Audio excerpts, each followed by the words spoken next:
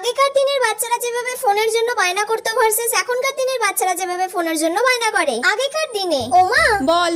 বলছি শ্রেয়া না কি সুন্দর একটা মোবাইল কিনেছে জানো তো, সেটাতে কি সুন্দর ধুম্মা চালে গান হচ্ছে।